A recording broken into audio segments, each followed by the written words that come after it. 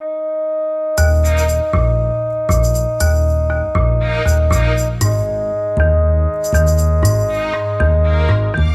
name is Amber Fonte, Mrs. Fonte. I actually work with Cheryl over at Baker College, and my job over there is to prepare future teachers. And a couple years ago, Cheryl heard about a process that I use to get our student teachers ready to teach history, and it's called Storyliving. And when you typically learn about history, what are some things that your teachers do in your history class? Make us read the book. They make you read the book, okay. What else? What are some other things your teachers do to teach you about historical events? Papers with definitions on them. Papers with definitions. Yep. Play games. Play games. Okay. Anybody have to learn some facts or timelines? You know, different events that happen. Well, go ahead. Questions. Okay, questions, and you have to answer the questions. Well, the way I teach history is a little bit different from that. The way I teach history is actually through what I like to call an emotional story living experience. And when Mrs. Utek asked me about doing this experience with her, it made me pause for a minute, because you're going to be the youngest group that I've ever attempted this with. And what we're about to do this morning is going to take a bit of emotional maturity on your part, and it's also going to take a little bit of vulnerability. Does anybody know what it means to be vulnerable? What does that mean? Able to be immune to stuff. Okay. Maybe able to share your emotions publicly. And that's a pretty difficult thing. The other thing about what we're about to do is that I'm going to be emotional. I'm going to open myself up to some of the feelings from the past. And in order for that to happen, it takes a little bit of vulnerability on my part. So I really stopped for a moment and I thought, gosh, do I really want to do this with a group of young kids? And Mrs. Utek really stepped up and she said, this is a great class. This is a really mature class. If we could do it with my first hour, I think we'll have a lot of success. So I'm going to ask you, first of all, I really believe from the years that I taught at Clintondale High School, the best way to get students to participate is to respect them and to ask them first if they would be willing. So I'm going to ask you honestly, I want you to really think about this, because if you don't feel like you can emotionally handle it or you have the maturity, you can sit at one of the tables and watch. But would you be willing this morning to go on a journey with me where we travel back in history and experience some of the emotions and some of the choices of people of the past? Yes? Yeah. Nod at me, let me know. All right? Everybody willing to do that? Okay. So then, because we're willing to do that and we're willing to participate in this, I want everyone to really think about what that's going to mean as we go through these different events. Okay? So, we're going to start off, we're going to talk about, it's 1933. So you're going to have to do a little bit of time traveling with me first. All right, ready? Let's go back. We're going all the way back to 1933. What are some things that would be different about 1933 from today? What are some things? Go ahead. No television. No television, right. Racism? Okay. Oh, really? What's his name? I think that's a real, what's your name? Matron? Okay. Say it again. Matron. Matron. Okay, so Matron has made the statement that he thinks that racism would be different in 1933 than it is today. I think that's a really, really good statement, and it's something I want us to think about throughout this whole activity, because that's something we're going to come back to at the end is racism really different today than it was back in 1933? Well, let's think about that for a second. All right, so we know there's no technology, or a lot less technology than there is today, right? Any smartphones? No. Right? Internet? No. No. How about stores? How would stores be different? What do you think? Go ahead. Like, if you wanted to make clothes or something, you actually have to make them yourself, or Okay. pay somebody to hand make them or something. You can just. Well, there is actually some manufacturing that's happening, so some of the clothes are being made by machines, but a lot of it, like you said, will be made by somebody handmade. Anybody have any idea what that person will be called? What would that person be called? Taylor. Good job. Excellent. Yep, a tailor. So we're going to be thinking about some of those jobs, and we're also going to be thinking about, in 1933, how did people get their news? What do you think? Go ahead. Radio. Okay, through the radio. How else? Yes. Letters. Letters. Very good. What would be the difference between Instagram and a letter? What are some of the differens? Instagram is voice, and then Instagram is written. Right. Would there be a big gap between when you got your news? Yeah. Right. So if you guys have a question about what's happening in the world, like maybe you heard the Pope retired, that was a big event this week, and you hadn't heard the news story, what would you do? Where would you go to find out about that? Internet. And go right to Google, Pope, you get the letters P and O in, and then it's already popping up, right? And the news is instant, it's right there, you can grab it. But if you think back into the 30s, that wasn't the case. So back in 1933, a very important person came to power. Who is that? Hitler. There we go. It's Hitler, right? And so what country was he from? Germany. He's in Germany, and he's taking control. And I know you guys have read a little bit about what was happening, but I'm going to give you a little bit more information. So 33, Hitler comes to power. And over the next 2 years, he really establishes what's called the Third Reich. Have you heard that word before? Okay, so everybody say that with me, Reich. Right. There you go. Okay, so as a part of the Third Reich, Hitler makes this really bold statement. He says, when he stands up on the podium in front of his whole country, that for the next 1,000 years, we are going to rule the world. 1,000 years, that's what he really plans. That his Reich and Germany is going to take control of the whole world. It's going to last 1,000 years. And then he makes another really bold statement. He says, and only our Aryan race will be supreme. Have you heard that word before, Aryan? Any idea what it means? Go ahead. Only the people born in that country and follows fate. He was talking about native Germans, and he was talking about people that were white or light-skinned, people that were native, and he was being even more specific than that. He said ethnic Germans, and that means really people who had lived in Germany for a really long time. Now at that time, back in the 30s, just like now, there are lots of different people living in Germany. Any ideas of some of the other groups that might have been living in Germany? Other races or population? The Jewish people. Right, so there were actually a lot of different people. There were even gypsies and all different kinds of people that lived in Germany, but in particular there was a race called the Jews. And the Jews at that point didn't have their own country, but they actually lived in a bunch of different countries all throughout Eastern Europe, and there was a great population in Germany, okay? So Hitler and his Reich start to do a couple things against the Jews. Have you guys heard about any of that? Any of the things that they started to do, the persecution? Any of those? Go ahead. Go in the homes and like take all their belongings and stuff. Okay, so that's a really terrible thing, right? Does it start off that bold? Do you think it starts there with going into people's homes and ripping their stuff out, or do you think it maybe starts a little bit more subtly? Okay, it does indeed. Go ahead. Doesn't it start with like them telling them they have to go resettle and stuff, and then they think it's a good thing? And then Okay, right. It starts off with some laws, and they're really called Aryan supremacy laws. And pretty much in the beginning, there isn't any overt racism. There's nothing that they're doing against the Jews to say, hey, you're not a part of our country. But it starts being like, well, if you're Aryan, then you can get this job. You're more important maybe than the other people. But over the next couple years, things get really, really bad in Germany. Now, there's a lot of other countries around. What do the other countries do? What do you think? All right, maybe you're not sure, so we're going to find out today. What we're actually going to do is we're going to fast forward a little bit, and we're going to go to Poland.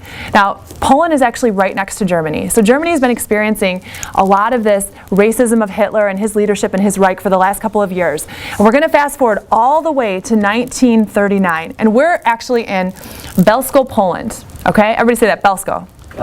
So you know where you're at. You're a Polish citizen, all right? Now, in September, something really scary happened. You've been hearing for the last 5 or 6 years about stuff that's going on in Germany, but Germany is not your country. Just like in Canada, right? Stuff goes on in Canada, do we really pay attention?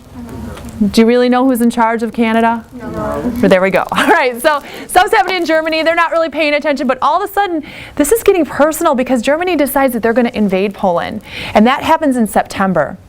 In September, they start invading Poland. And remember, we're Polish. And so all of a sudden, we're going to fast forward to October. And we're going to actually role play an event that's happening in October in Poland. And to do that, we're going to be part of a marketplace.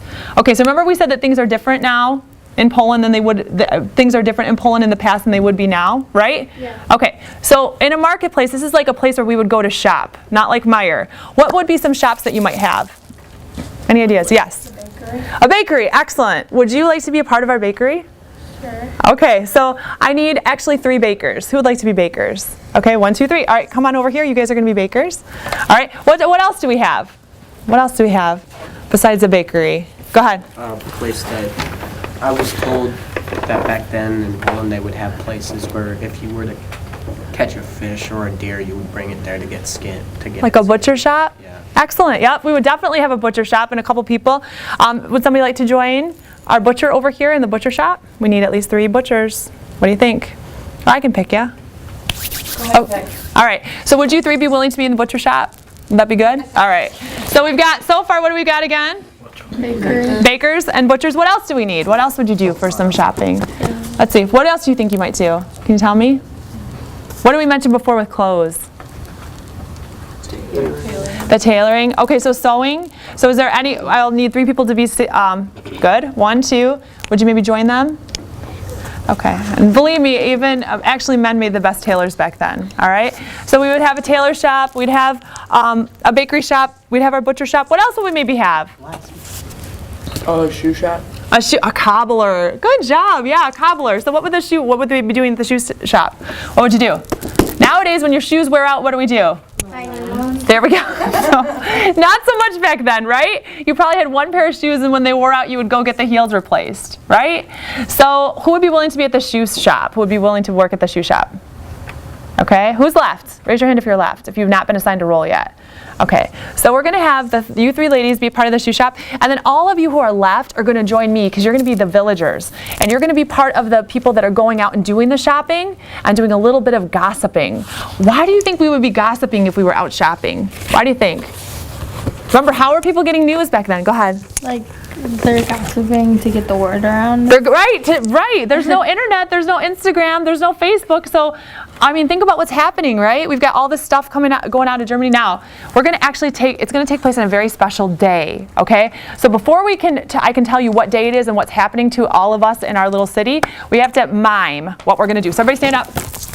All right, so I want you to think about what would be some of the actions that you might do if you were actually in the marketplace. What would be some of the actions? So if you were in the bakery, what would you do? Bake. Show me with your hands. What would you do? Pretend to bake, right? So you might knead the bread, right? Put it in the oven. You have to use your bodies for this, all right? It's learning history in a different way. And okay, what would you guys do? That's right, not a chainsaw, no. So like a butcher's knife, right? Hacking the meat down. Somebody would be getting the meat ready to package. Maybe you could be the packager. All right, so get in your group. Get in your little group of 3. Go, get in your group. And talk to each other about what you would be doing, what actions you could be doing to show us your marketplace job. And then all the shoppers come here. So this is what we're going to do. We're going to be the shoppers, and we're going to go around from store to store. Come here. And we're going to be talking to all of them, buying their goods, but we're also going to be spreading the word, okay? And I'll tell you in just a minute what we're going to be spreading the word about, a secret movement that's happening, okay? All right, stop. Okay, show me your actions. Let's see this group. Show me what you're going to do. What are you guys doing? Show me what you're doing. Your mime it. It's like chopping meat. Chopping, okay. What are you doing? I'm a packer. And he's the packer. All right, good. Show me what you're doing. Go, let me see it. Good, mixing. What have we got? Putting in the oven. Okay, what have you got? Show me your motion. You kneading the dough? Sure. Okay, knead the dough. Let's see it, man. Come on. All right, let's see. Go. What do you got? Sewing, excellent. All right, or somebody could be bringing up a customer. What are you guys doing? You're the cobblers. What are you doing? How would you make a shoe? Well, you could pretend you would be nailing the heel in, or actually you'd be sewing it together. Did you know that? Actually sewed the shoe together. Or somebody could be arranging the shoes for sale, okay, or taking in customers. All right, and so then we have our shoppers over here. Okay, so there's one more piece of information that you need to know, is that today is a really special day because today is actually October 6th. And see, in September we got invaded by Germany. And we fought, because we're Polish, we really, really fought hard, and we tried to resist the Germans, but here's the problem. We were a little tiny country, and we were surrounded on 3 sides, and now the Germans have taken over our country, and this morning when we woke up on October 6th, we've lost. So yesterday we were Polish, and today we're German. And yesterday the soldiers that were running around had khaki uniforms, and now they have green uniforms. And now when we woke up this morning and we looked out at the village square in front of our shops, there's all these swastikas hanging, and all these posters of Hitler. So what do you think we're going to be talking about? Hitler. And what's going to happen, right? What's going to happen? So that's what we're going to be talking about. Okay, well, you're going to talk about it in your shop, and then the shoppers are going to come around, and they're going to be spreading some word and talking to all of you and sharing the news from store to store. So when I give you a 3, 2, 1 action, I want you to reenact and let yourself experience what it would have felt like on October 6th if you woke up in what is now Germans, Poland. Ready? 3, 2, 1, action, go. All right, do your actions. All right, so we're going to go ahead and shop. Oh my gosh, did you guys hear? Did you hear about what's been happening? Listen, you guys go shop over there. I'll be with you in just a minute. Listen, I'm part of the secret resistance movement. It's called White Rose, and we're gonna have a meeting later this afternoon. And I'd really like for you to come to the meeting to find out what we can do to fight Germany. Okay, we think about it. The password is White Rose. Don't forget. Okay. Hey, you guys, listen. I know there's a lot of information coming, and I'm from out of town. You don't know who I am, but there's a secret resistance underground movement called the White Rose. It's organized by students, and they're going to help you figure out what you can do to fight against the Germans. So we're going to have a meeting later this afternoon. Remember, the password is White Rose. Wait, like later this afternoon, like after school? In like 2 minutes. Well, just talk about it if you would. Hey, you guys, listen. I'm part of this organization called White Rose. It was started by students in Germany, and it's a resistance to the Nazis. And we're gonna have a secret meeting to talk about, what we're gonna do. But don't tell anybody, okay? But spread the word, okay? If you could go tell them over there about it. We could leave the shop for a minute. White Rose. It's a secret resistance movement. And let us know, if you'd be willing to come.